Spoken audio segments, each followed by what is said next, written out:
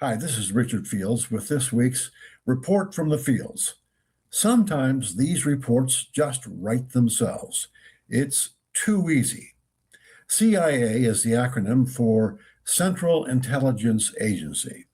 The middle word in this bureaucracy's title is intelligence. That quality appears to be missing at the agency.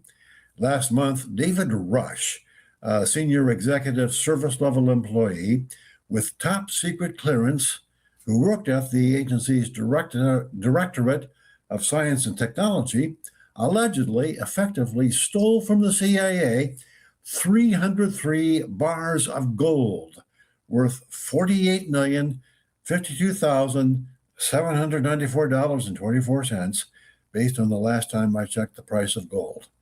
How did he manage to do that?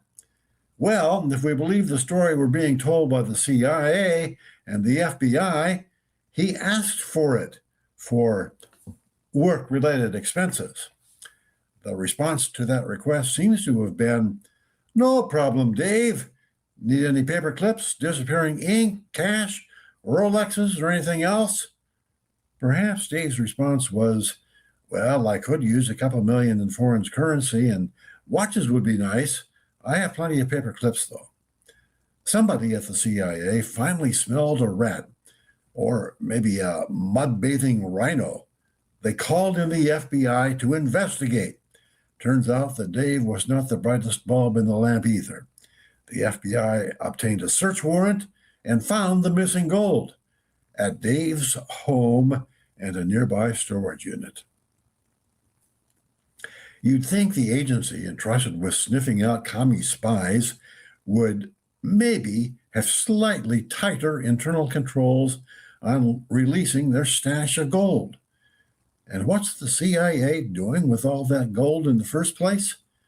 I thought the government's gold was stored at Fort Knox, the mints at West Point in Denver, or the Fed's vaults in New York. But there's more to the story. You'd think the CIA would do a superlative job of vetting any new hires. You'd be wrong. Turns out that Dave claimed to have degrees from Clemson University and Rensselaer Polytechnic Institute, and that he had been a Navy pilot. It seems that the schools have never heard of him, and the Navy says he was never a pilot. What? The CIA forgets to do reference checks? The CIA doesn't just have egg on its face. It has enough omelets to feed the crew of a Navy aircraft carrier for their entire mission at sea. This whole comedy of errors may be even worse.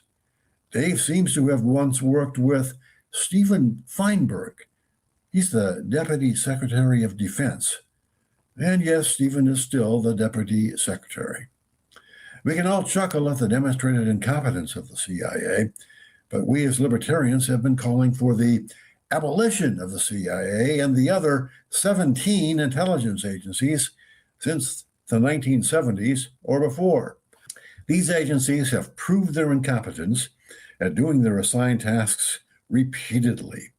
Shouldn't someone, anyone, have been able to predict that a military attack on Iran would lead to Iran closing down the Strait of Hormuz and preventing the shipping of 20% of the world's petroleum products, not to mention significant portions of the world's sulfur, helium, fertilizer ingredients, and more? But they seem very adept in forcing patriots and whistleblowers like Edward Snowden to seek asylum in Russia and to avoid imprisonment at home, not to mention ordinary citizens from having their phone conversations tapped by the feds. In fact, we should abolish most federal agencies. The first Congress created the Department of Foreign Affairs, the Department of War, the Department of the Treasury, and the Office of Attorney General. That seems like enough to me. And I would strip the IRS out of the Department of Treasury. I'm Richard Fields, and that's this week's Report from the Fields. See you again next week.